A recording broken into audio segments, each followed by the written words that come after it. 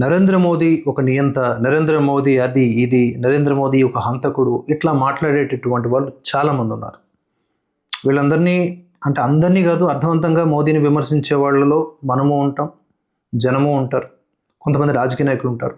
అర్థరహితంగా కేవలం మోదీ అంటే ఒక విషం, మోదీ మనకు పడడు, ఆయన హిందువు కాబట్టి పడడు, ఇట్లాంటి నేచర్ ఉన్న వాళ్ళని మాత్రం నేను ఏమంటానంటే బొద్దింకలు, గంజాయి మొక్కలు, మురికి కాలువ యూనివర్సిటీకి సంబంధించిన వాళ్ళు, బ్రిటిష్ వాళ్ళ తాగినోళ్ళు, అలాగే ఇంకా చాలా ఉన్నాయి చెప్పుకోవడానికి, పందికొక్కులు పందులు అని నేను అంటాను.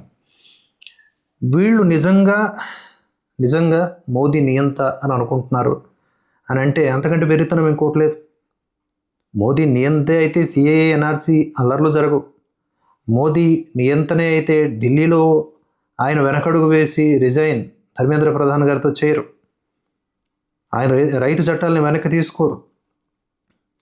ఎన్నో విషయాల్లో ఆయన నియంత కాదని ప్రూవ్ అయింది. ఆయన ప్రజాస్వామ్యవాది. ఇష్టం వచ్చినట్లుగా మీకున్నటువంటి అక్కసునంతా వెళ్ళగక్కుకోవడానికి అవకాశం ఇస్తున్నటువంటి మంచి మనసున్న వ్యక్తి. ఇక్కడ ఉన్నటువంటి తెలుగు రాష్ట్రాల్లో గంజాయి మొక్కలు ఏం తక్కువ?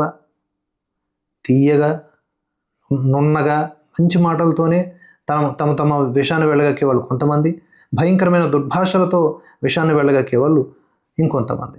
మొత్తంగా వీళ్ళకి ఏంటంటే మోదీ నియంత అంట.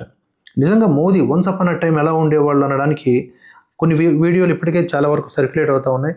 అందులో ఒక వీడియోని ఇప్పుడు చూద్దాం.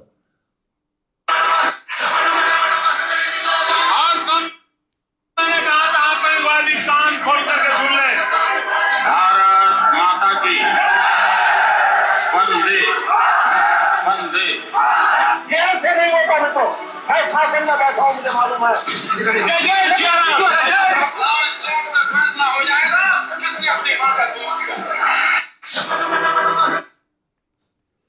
అది మోదీ అంటే. ఆ స్థాయిలో వార్నింగ్లు ఇవ్వడమే కాదు, ఇచ్చిన ప్రతి వార్నింగ్ని కూడా ఆయన నిలబెట్టుకున్నాడు. కాశ్మీర్లో జాతీయ జెండాను ఎగురవేయడం ఏంటి, టెర్రరిస్టులు బాగా ప్రబలంగా ఉన్న టైంలో, దట్ ఈస్ వాట్ మోదీ. అదే స్థాయిలో మోదీ అదే అగ్రెసివ్నెస్తో ఇప్పుడు కనుక రూల్ చేస్తే, అంతే దేశభక్తితో, అంతే జాతీయతావాదంతో, తాను ప్రధానిని అనేటటువంటి ఆ బాధ్యతాయుతమైన పదవి, దానికి ఉన్న హుందాతనం కాస్త పక్కన పెట్టి బిహేవ్ చేస్తే వీళ్ళందరూ కూడా ఉంటారా? నియంత అనేవాళ్ళు ఎవరైనా ఉంటారా? జైళ్లలోనూ దీంట్లోనూ మగ్గుతారు.